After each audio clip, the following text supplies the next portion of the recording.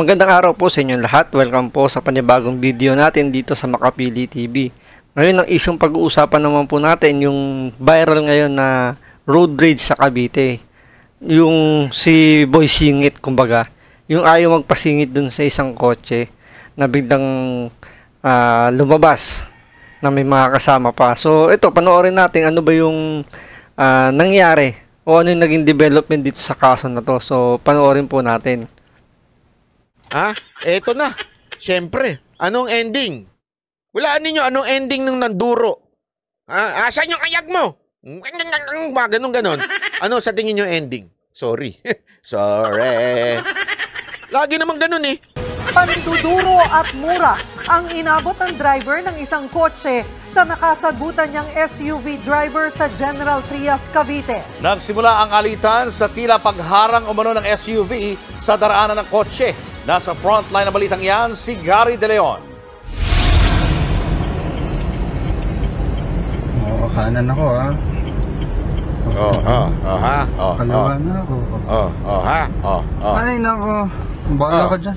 Sa dashcam video na ito ng driver na si Jared Basyon, kita ang tila pakipagpatintero sa puting SUV sa kanyang harapan habang bumabiyahe sa Lancaster General Trias, Cavite nitong Sabado ng tanghali. Makikita sa kuha ng dashcam na nakalulusot naman sa SUV ang ibang sasakyang nag-o-overtake. Pero pag siya na ang magtatangka, tila sadya siyang hinaharangan. Pagdating sa isang intersection, mag-u-turn na raw sana si Basyon, pero ayaw pa rin siyang palusutin. Ano ba? Kaya binusinaan niya na ang SUV. Dito na bumaba ang nakasando at shorts na driver at ilan pa nitong kasama. Galit na kinumpronta ng SUV driver si Basyon. Gigilitan mo ako, bubusina ka pa. May dashcam kami. May dashcam din ako. Anong pakailan mo? Ang driver ng SUV nang makita na kinukunan siya ng video sa cellphone. Dinuro-duro pa niya si Basyon. Puro ka pa ganyan. Go! Yan mo cellphone. Sige sir. Sir, anong suggestion ko lang sa'yo. Huwag kang ganon. Naku, wag kang dabol. Wag kang dabol. Sige po, salamat. Kung sisingit ka, sumingit ka. Huwag mo akong anuin. Sir, tama na. Huwag mo akong bulabugin. Wag mong bulabugin. Baka natutulog ka ba? Pala pagka nang busina pala kayo, nang bubulabog kayo, no? Baka may natutulog kasi. Bira. Inawat na ng kanyang mga kasama ang SUV driver. Sandali siyang umalis, pero sumugod ulit. Sir, nakainom kayo na sir, no? Nakainom mo ka. O yan. Cellphone mo. Wow.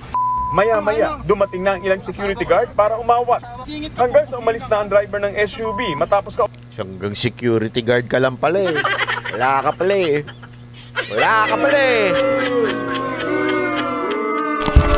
Pag ganyan ba pwedeng barilin for self-defense? Hindi po. Hindi pwedeng barilin yung ganyan.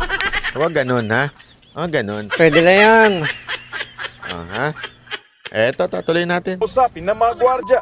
Ayon kay Basyon, bago pa man ang tagpong nakuna sa dashcam ay pagewang-gewang na ang takbo ng SUV. Kita mo nakabukas ang pinto? Saka nakakita ng matinong driver na nakabukas ang pinto? Tingnan mo, ha? Nakabukas yung pinto. Yari ka sa akin. Pag ganyan, may something na yan. Di ba? Kasi hindi normal na habang nagdadrive ka, nakabukas yung pinto ng sasakyan mo. Napakadelikado po niya. Paano kami sumingit na motor? Di ba? Di tilambong yung motor dyan. Kakain ka ng alikabok. Nakabukas ang pinto. Etong si Boy Bulabog. Hoy, Boy Bulabog! SUV. Pero nang subukan niya mag-overtake ay bigla raw kumabig ang SUV sa direksyon ng kotse. Binubuksan niya yung pinto para hindi makasingit eh. No? Nag-swerve na naman siya pa kanan. Which is doon na ako sir mababangga sana sa kaliwang. Siguro nakita niya yung mukhang bata to. Nakasalamin pa Yayariin ko to. Side ng sasakyan ko. Kaya bumusina ako sa kanya ng mga 1 to 2 seconds sir. Para ma-aware siya. Kasi hindi na tama yung pagdadrive niya nun. Pagbusina ko sir, napa-minor siya. Tapos bigla siya, after ilang segundo, nag-overtake na siya sa akin sir. Labis daw na kinatakot ni Basyo ng insidente. Kasama niya kasi noon ang kanyang asawa at 6 na buwang gulang nilang anak na ipablatter na ni Basyo sa barangay ang insidente. Kanina, dumulog na rin siya sa programang Wanted sa radyo ni Senator Rapi Tulfo. Nakontak ng programa ang driver ng SUV na kinilalang si J.R. Cesar. Dito na humingi ng dispensa si Cesar sa nangyari. Gusto kong humingi ng pasensya. Oh, anong pasensya? Yabang mo tapos pasensya. Di ba? Ayan. Pagkatapos mahimas-masang, ganyan ang mangyayari. Pasensya. O, di ba? Sasabihin ni Atty. Libayan, expression lang yun. Hindi ikaw ang tinutukoy ko dun. Expression lang yan. Di ba? Yung pagmumura niya yun. O, sino ang tinutukoy doon sa pagmumura? Tapos sasabihin ni Atty. Libayan, expression lang daw yun. Wala pala yabang mo eh. Yung yabang mo, wala pala eh. Pasensya. O, ano? Atabang-atao ka, ha? JR. JR Cesar. Gusto ko humingi ng pasensya, patawad ko ano man nangyari sa atin kasi na-trigger ako. Kasalanan pa namin. Na-trigger ka. Hindi kasi kayabang eh, di ba? Oo. Tapos ngayon bigla kang hinging pasensya. Hindi. Panindigan mo yung yabang mo. Sana, bago mo sinagot yung tawag, uminom ka. De, joke lang po, joke lang. Diba? Ang tapang eh. Akala mo kung sinong siga eh. Dapat dito, hinahamon na wag ganun. Banat bay. Pero kung sakaling, nakatapat to na, yung talagang makikipagbakbakan din, kung may baril, tapos mait din ang ulo, edi tapos na to. Ubus sila dun, lahat na nakasakay dyan sa SUV na yan. Baka inubos na yan ng, nung aawayan nila sa road rage na yan kung may dalang baril. Diba, doon pa lang, diba sabi nga dun sa sinusulong na road rage act ng mga Tulfo, yung pagmumura pa lang, pwede nang i-subject for, sa road rage. Diba? Pero sabi nga ni Atty. Libayan, expression lang daw. Hindi. The fact na binura mo yung tao, naghahanap ka ng away dyan. Alam mo, dapat sa mga mga nagro-road rage na ito, gumawa kayo ng Battle of the Road Rager. Maganda yon. Di ba yung mga siga sa karsada? Since ang tapang nyo naman, magkaroon tayo ng Battle of Road Rager. Sabi ni Diego Latigo, bumait si Boy Bayag. Boy Bayag! Pangalan mo pala, J.R. Cesar, ha? Atapang-atao ka pala, ha? O, tas biglang hihingi ka, sorry.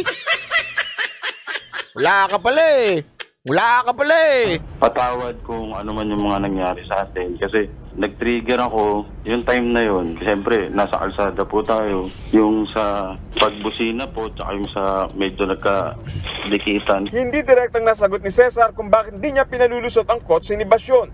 Pero agad niyang nilinaw na hindi siya lasing nung nangyari ang insidente at pagod lang daw siya. Tinatanggap naman ni Pagod? May panahon ka pang umalis ng kotse mo? Wala ka pala eh. Wala ka palang bayag eh. Hindi. Wag naman ganun, Banat Bay. Nahulaan mo yan, Banat Bay, kahapon. Sabi ni Maria, hindi, actually, common na yan eh. Oh. Mag-iinit ang ulo sa karsada, tas hihingi ng pasensya. Diba, maghihilig na yung ganyan eh. Magtatapang-tapangan. Tas biglang pagating ng sorry po, pasensya na. Ang problema natin, anong kakasunod na naman sa kanya? Basyon ng paghingi ni Cesar ng tawad, pero dapat pa rin daw siyang managot. Tinatanggap ko po yung sorry, pero ano po muna tayo sa legal ko? Sa mga authority ko, ano po yung... Alam mo, doon ako pinaka-nabastusan sa kanya eh. Yung pagtakip niya sa cellphone. Yung sorry, pero ano po... Ako! Wag mong gagawin sa akin, kukurting ko, singit mo ka. Muna tayo sa legal ko. Sa mga authority ko, ano po yung magagawa nilang Hindi, alam mo, traumatic yan. Wari, lalo-lalo na kasama mo yung asawa mo, tas may anak ka, tas gaganyanin ka. Sa totoo lang, that's a threat. Hindi, threat to yan. Di ba? Yung ginanon na, sana kung sigaw-sigaw lang, hindi eh.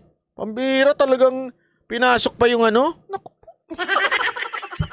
Buti nga nakapagtimpi pa to. Siyempre yung asawa mo na yung di ba, pinasok yung kamay, kinukuha yung cellphone. Siyempre, ikaw, didepensa mo kagad yung asawa mo. Buti nga to, mataas pa rin yung nito, yung pagtitimpi nito, hindi nga talagang pinalagan. Siguro dahil naisip din niya, kasama nga niya miss niya, medyo marami yung sakay ng SUV. Kaya medyo sabi niya, sige, palalagpasin kita ngayon pero hintayin mo yung balik. Pag talaga ako nakakita ng ganyan. Alam mo gagawin ko, bubunutan ko kagad yan. Sasabihin ko, love. Love lang, Brad. Love. Siguro mainis yun. Lalamapi kong love lang, bre. Love one another. Brad, malapit na magunaw mundo.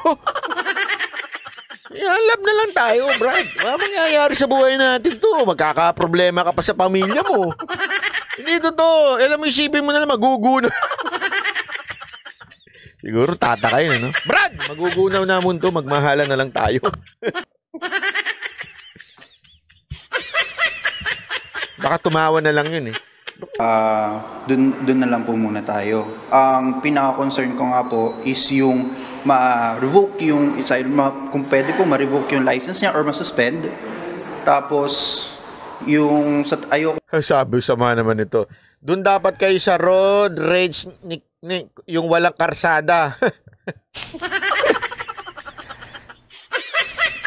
Alam mo, sa totoo lang motovlog, Batala Motovlog, ang gulo na ng mundo, hinaluan pa nung, ewan ko ba? Road rage, sigurado ka bang karsada yan? Pero in fairness dito sa complainant na ito, sana panindigan niya na ma-revoke or masuspend yung lisensya nitong nakaalitan niya dahil sa pagmamaneho. Dahil siyempre napakadelikado nun. 'Di ba? Kung hindi kasi dapat nga yan, kahit wala nang complainant yan, automatic dapat sa LTO yan, i-revoke na nila yan. Sila na yung magiging complainant dyan sa kasi sila nag-i-issue ng lisensya. So sila rin may karapatang mag-revoke. Kahit walang complainant o hindi ituloy ng complainant yung kaso na yan. Sila pa lang husgahan na nila yan na subject for revocation or suspension po yung lisensya niya, di ba? So maraming salamat po.